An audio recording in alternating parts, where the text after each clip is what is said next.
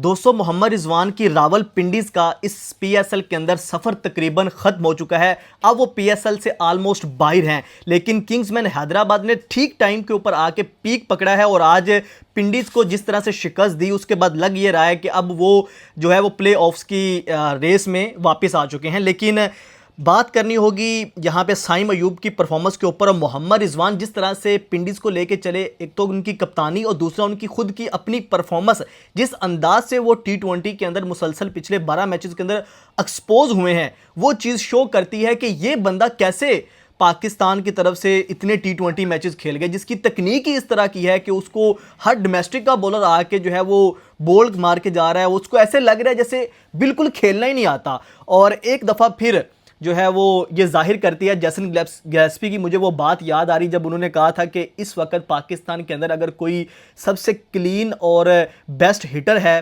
तो है वो इरफान खान नियाजी। लेकिन उस वक्त किसी ने भी इस चीज़ को नहीं माना था और जब 2-4 मैचेस 6 मैचेस के अंदर उसके परफॉर्म नहीं हुआ, उसको उठा के बाहर फेंका। लेकिन वहीं जो है वो साइम अयूब जैसे प्लेयर को जो है वो मुसलसल इतने मौके मिले और आज तक आप देख ले कि वो बंदे ने अपने आप को प्रूव नहीं किया कि वो एक कंसिस्टेंट प्लेयर है और पाकिस्तान की आने वाली टी20 को जो है वो उसकी भागदौड़ जो है वो संभाल सकते हैं। इवन पाकिस्तान के लिए जो है वो एक कंसिस्टेंट और एक परमानेंट ओपनर टी20 के अंदर बन सकते हैं। सबसे महंगे प्लेयर हैं इस पीएसएल के अंदर, लेकिन अभी तक उनकी अगर परफॉर्मेंस देखें तो आपको मतलब मायूस कुन है और आपको ये अंदाज़ा यहाँ से होगा कि आप अफसोस करेंगे कि इस बंदे को पाकिस्तान ने इतने मौके दिए लेकिन स्टिल वो बंदा कुछ नहीं कर पा रहा। इस चीज़ के ऊपर बात ज़रूर करेंगे कि पॉइंट टेबल कहाँ पे चला गया है, कौन सी टीम अब जो है वो आगे जा सकती है प्लेऑफ के अंदर, किसके कितने चांसेस हैं, उसके ऊपर एंड के ऊपर बात करेंगे। लेकिन सबसे ज़्यादा मैं आपको पहले साइम अयूब की परफॉर्मेंस दिखा देता हूँ। वो 17 इनिंग्स के अंदर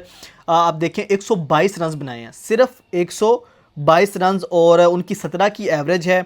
17 की एवरेज आप यहाँ से अंदाज़ा लगा लें। स्ट्राइक रेट 127 का, और ये हम कहते हैं कि हमारे जो है वो यंग टैलेंट जो है वो मॉडर्न डे क्रिकेट खेलने वाले सुपरस्टार हैं। ये सिर्फ पहले तो ये सिर्फ पीएसएल के सुपरस्टार थे, लेकिन अब पीएसएल के अंदर भी मुसलसल एक्सपोज होते जा रहे हैं।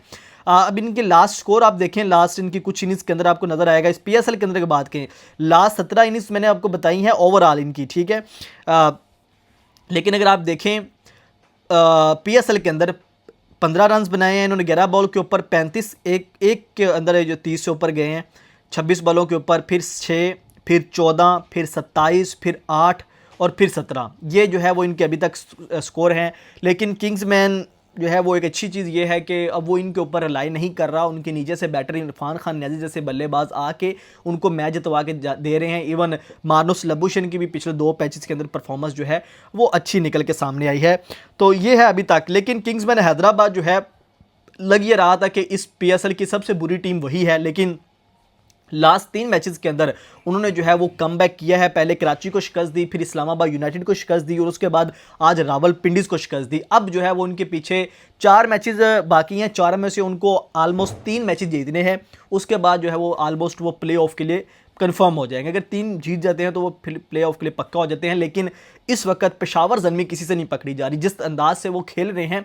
अगर मैं पीएसएल की बात करूँ, चाहे बाबर आजम की परफॉर्मेंस है चाहे किसी और की परफॉर्मेंस है, मैं उसको अभी अप्रिशिएट किसी को करूंगा या किसी को स्पेशली अप्रिशिएट करने वाली जो बात है मैं सिर्फ पीएसएल की हद तक करूंगा। मैं ये नहीं कह सकता कि अब बाबर आजम ने परफॉर्म किया है तो इसको दोबारा कप्तान बना दो टी20 का, इसको टी20 के अंदर वापस ले आओ, ऐसी कोई बात नहीं है। क्योंकि ये सिर्फ पीएसएल के अंदर डिफरेंट चीज़ें होती हैं। जब आप आईपीएल, जब आप बड़ी लीग के अंदर जाते हैं, जैसे अभी वहाँ पे बिग बैश के अंदर गए या कहीं पे भी बड़े स्टेज के ऊपर जाते हैं, वर्ल्ड कप के अंदर जाते हैं, आईसीसी इवेंट के अंदर जाते हैं, तो वहाँ पे हमारे ये बैटर बुरी तरह से एक्सपोज हो जाते हैं। चाहे आप बाबर आजम की बात करें या किसी और की बात करें। सिर्फ एक ही 140 प्लस वाला बॉलर है इस 145 प्लस वाला बॉलर नहीद राना, वो किसी से खेला नहीं जा रहा। और आज जो है वो मोहम्मद अली ने आज जो है वो 145 तक बॉल किया, तो मोहम्मद रिजवान पूरी पिंडीज़ को समझ नहीं आई। तो ये ओवरऑल स्टैट्स हैं कि पेस ना हमसे हमारे बॉलर से होती है और ना ही हमसे खेली जाती है। रावलपिंडी की बात करें तो भाई आज उन्होंने 121 बनाए, 9 खिलाड़ी आउट। मोहम्मद रिजवान एक दफ़ा फिर एक्सपोज हुए बुरी तरह से, जिस तरह से 16 बॉल के ऊपर, पहले तो ये था कि वो टिक नहीं पा रहे थे, अब आज तो उन्होंने 16 बालें भी खेली हैं। आईपीएल के अंदर 16 बालों के ऊपर भाई वो 50 मारते थे, तो 16 बालों के ऊपर 15 रन स्कोर किए हैं। 93 का स्ट्राइक रेट है। उसके अलावा उस्मान ख्वाजा भी नहीं चले, यासिर खान भी जो है वो 30 पे 24 बनाए, अभी तक वो भी ऑफ कलर नज़र आ रहे हैं। डैनियल मिचेल शानदार प्लेयर हैं, लेकिन अभी तक वो अपना रंग नहीं दिखा सके जिस तरह से उनसे एक्सपेक्टेशंस थी।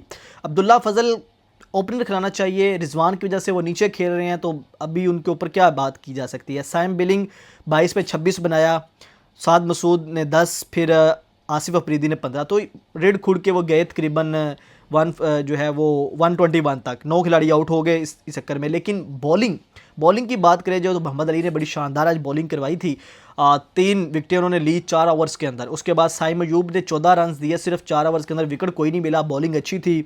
उसके बाद हसन खान ने 23 रन दिए। ग्लेन मैक्सवेल ने एक खिलाड़ी को आउट किया, 6 स्कोर लगा उनको 1 ओवर के अंदर। तो ये ओवरऑल था। लेकिन उसके बाद अगर बात की जाए किंग्समैन हैदराबाद की तरफ से, तो साइम अयूब फिर डिसअपॉइंटेड, उन्होंने जो है वो मायूस किया सबको। उस्मान खान जैसा बंदा पाकिस्तान की तरफ से खेल गया, उसकी परफॉर्मेंस आप देखिए, अभी तक उनको भी बहुत ज़्यादा चांसेस मिल गए हैं, लेकिन अभी तक अपने आप को प्रूव नहीं कर सके कि वो इंटरनेशनल लेवल के प्लेयर हैं।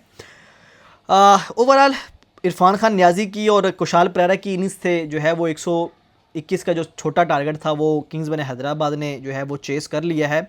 और अभी तक एक बंदे को मैं हाईलाइट करना नहीं भूलूंगा, और वो है जी हुनैन शाह। हुनैन शाह ने अभी तक बड़ी ही शानदार किस्म की बॉलिंग की है। आज भी 3 खिलाड़ियों को आउट किया, इससे पहले भी 3 खिलाड़ियों को आउट कर चुके हैं। तो अभी तक उनकी इस PSL के अंदर परफॉर्मेंस काफ़ी बेहतरीन रही है।